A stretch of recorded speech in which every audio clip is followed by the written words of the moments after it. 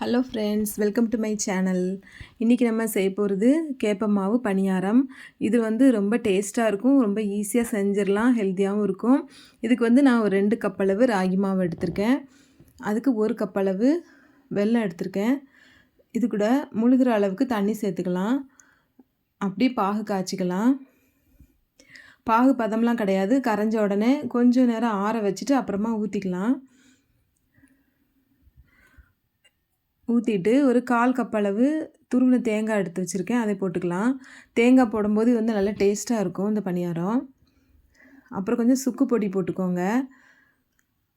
அப்புறம் கொஞ்சம் ஏலக்காய் தூள், அப்புறம் ஒரு பிஞ்சு உப்பு போட்டுக்கோங்க டேஸ்ட்டாக இருக்கிறதுக்கு. அப்புறம் ஒரு 1/2 ஸ்பூன் அளவு சோடா உப்பு, ஆப்ப சோடா. அப்போ போட்டால் தான் பணியாரம் நல்லா சாஃப்டாக வரும். நான் இருந்த பாகு எல்லாத்தையுமே ஊற்றிட்டேன். இப்போ கொஞ்சம் தண்ணி தேவைப்படுது, கொஞ்சம் ஊற்றிக்கலாம். இவ்வளோ தான், இவ்வளோ ஊற்றுனது தான், நான் அப்புறம் ஊற்றவே இல்லை. நல்லா குழு குழுன்னு இருக்கணும் மாவு. ஃபஸ்ட்டே ரொம்ப தண்ணி ஊற்றிடாதீங்க, கொஞ்சம் கொஞ்சமாக சேர்த்துக்கோங்க. கட்டி இல்லாமல் நல்லா கரைச்சிக்கலாம். இதுதான் பக்குவம், நல்லா பார்த்துக்கோங்க. இந்த மாதிரி குழு குழுன்னு இருக்கணும். இனிமேல் எண்ணெயை சூடு பண்ணிக்கலாம். எண்ணெய் சூடாகிட்டு இப்போ ஊற்றிக்கலாம்.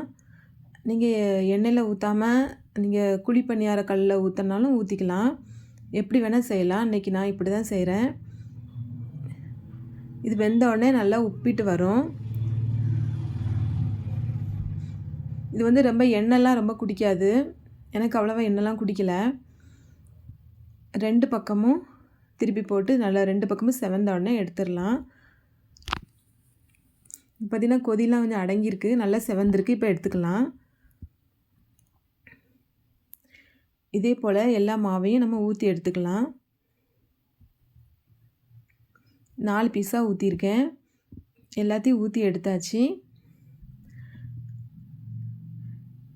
எண்ணெய் பார்த்திங்கன்னா அந்தளவுக்கு குறையல, அப்படி தான் இருக்குது.